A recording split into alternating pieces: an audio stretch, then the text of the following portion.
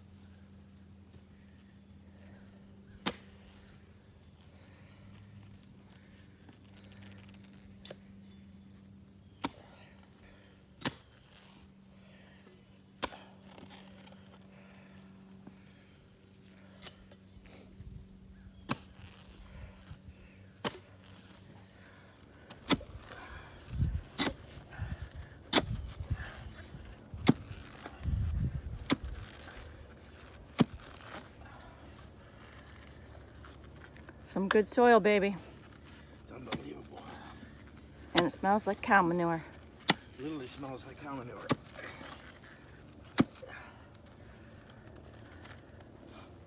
We are 4 posts away from being done with the posts. We still got to put the fence up, but looking back,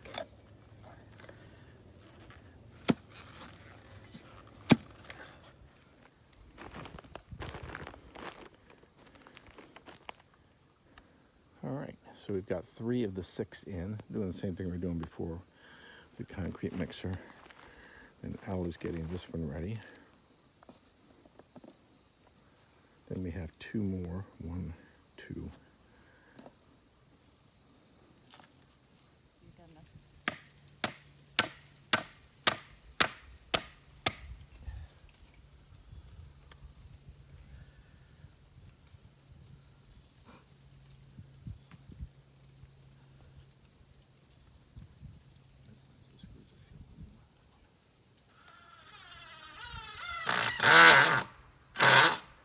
hey.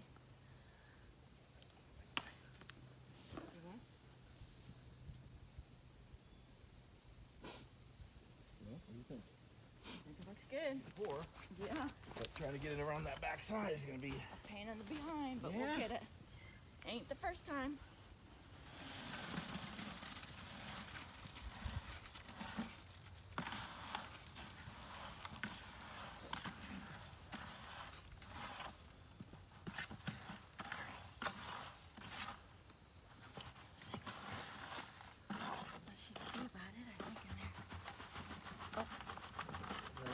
Yep. Okay, I'll get it in the back side now.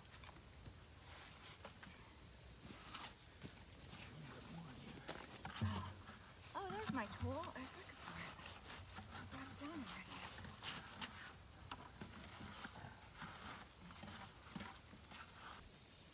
All right. Yep, this one is full. What was this one?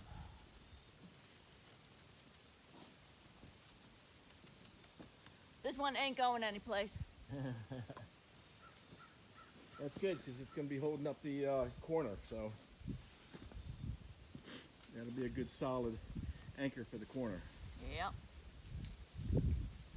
We go. Awesome. Okay. Wow, we got 4 of them up. Yeah, we really need to do the 2 up top there, but we got to figure out what time it is and figure out what.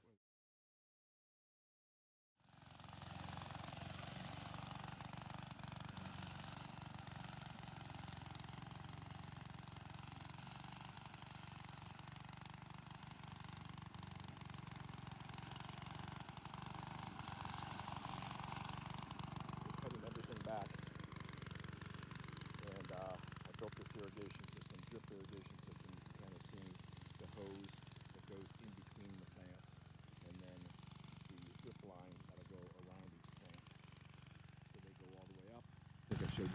before. There's the 275-gallon tote, and then there are 2 spigots on each side, and they run down, and then we have irrigation that runs itself off of digital timers, so that one less thing that we have to be doing. It's got to be self-sufficiency, self-sustainability. We're having that issue with some of the plants, frankly. That cherry tree, the first year, got the black spot and brown spot really badly, which we have really, really badly here. But this year, look at it. It's absolutely beautiful. This year, the pears, this pear, completely, all the leaves got burnt out. And I think it went into dormancy. It actually, the stems and everything look really healthy. This is the other pear. It also is not super happy, but it did a little bit better. But you can see what the leaves look like. Those leaves are, and the other one were a little bit worse.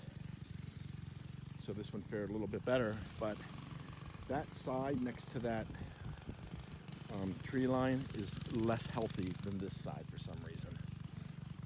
Now here's the one outlier. This is a peach tree, and look how beautiful. It really likes this ground. It's doing beautifully. Now I'm going to cut these back, way back, but I just want to make sure that they're dormant first. Here's the other pear,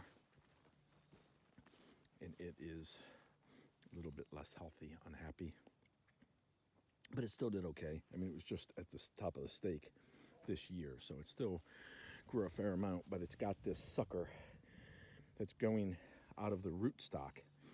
It's not, so these are grafted. I should have showed you the other one too. That one that looked real bad down there that had no leaves on it, that pear tree. At the bottom on the rootstock, it has a bunch of little leaves coming out of the rootstock. So the rootstock likes this place better than the actual tree. Okay, now this is an apple tree, and this apple tree is stunted growth because of the cedar apple rust. I had to take cedar trees. You can see this hole all down through here. I had to take cedar trees out. You can still see I have some I've got to take out. Now that's still not going to help it, because they said it's up to 5 miles that the pollen will impact apple trees, but I can't do anything about 5 miles, but I can do about here. So I will cut down all of the cedars that are in close proximity, including that one, to these 2 apple trees, and just try to minimize. But this is just stunted growth. I don't know if you can see it, but where the leaves came off, that's a very healthy stem. So the tree itself is another one there, you can see. The tree itself actually is very healthy. Healthy, I don't want to say, but is alive and well. It's just unhealthy because of this rust. And here you'll be able to see the rust better. Now this has curly leaf syndrome. I don't know what that's from, but this, oh, we've got ladybugs on there. That's good. Hope keep the aphids down, or whatever the bugs are. So this one, for some reason, it grew a lot more than that other one, obviously. It grew quite a bit. But it looked like this the whole time. It had the rust on it, not quite as bad as the other one, but it had the rust on it. And it had this curly leaf thing. And I think it may be a hydration issue, because we didn't have the irrigation system down here. Admittedly, all of these plants were short on water this whole year. So that certainly impacted their growth and their overall well-being. But the irrigation system hopefully will fix that. All right, and then the berry bushes. Strawberry, strawberry, blackberry, blackberry, blackberry. Come down here, this crazy bush is a boysenberry. It has, look at the length of, look at this. Look at this. It just went crazy.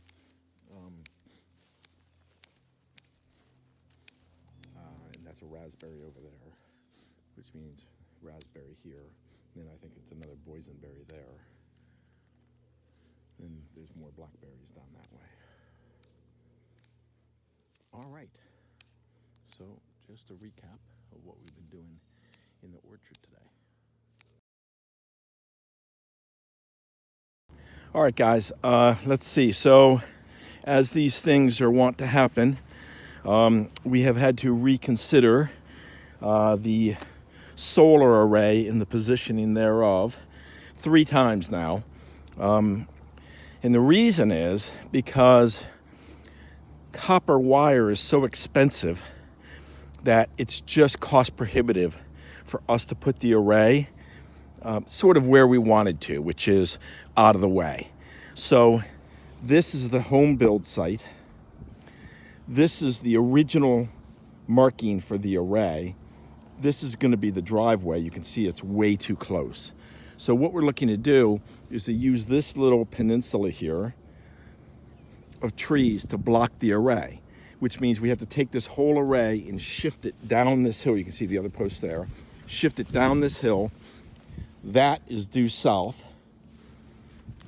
So the array, in order to be able to put bushes or something up along the driveway to block the view of the array, and now you can see that the house, you wouldn't be able to see the array from the house.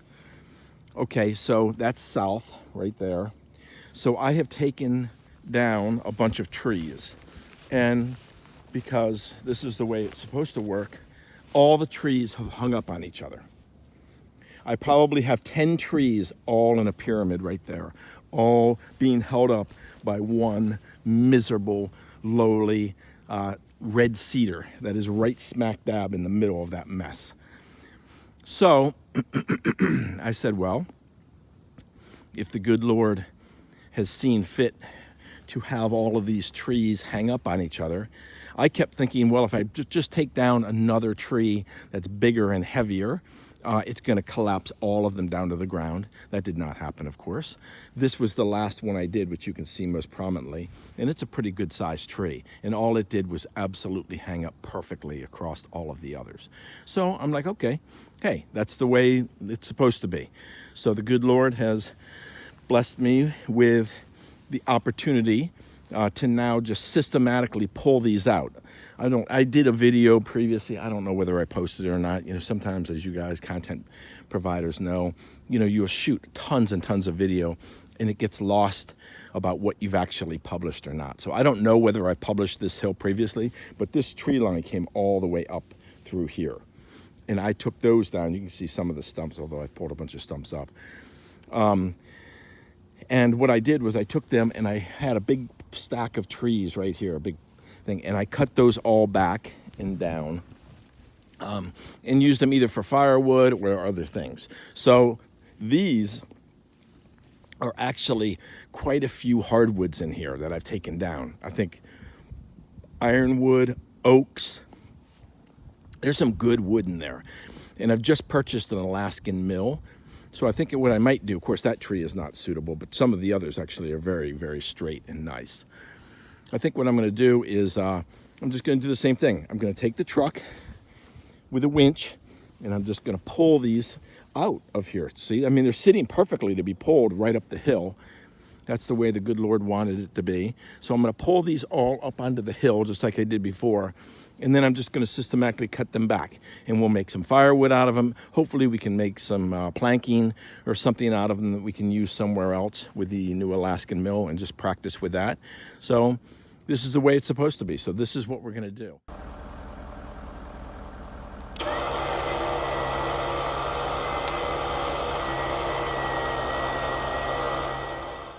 All right, maybe you can see that the next one in this mess is this one. It goes like that, and then you can kind of see the cedar tree right there. That's holding it all up. So I'm hooked on, go up here and start pulling.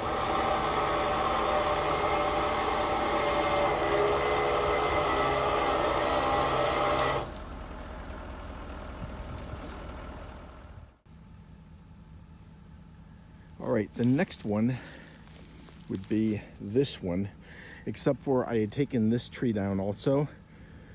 So I'm just going to move it out of the way, get it up here, and then get back onto that.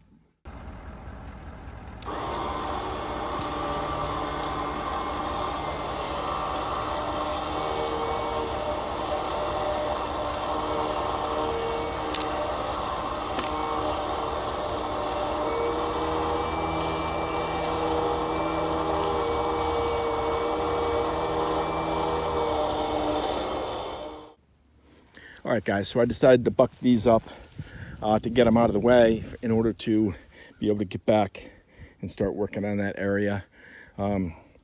This is a black locust tree, so that's a crazy hardwood when it dries. In fact, the posts for the barn are made of this locust, and you can't do anything with it. Once it dries out, it becomes so hard that you can't even drill into it. It's so hard. It just eats everything up. So that's a really obviously useful or valuable thing. This part is pretty straight.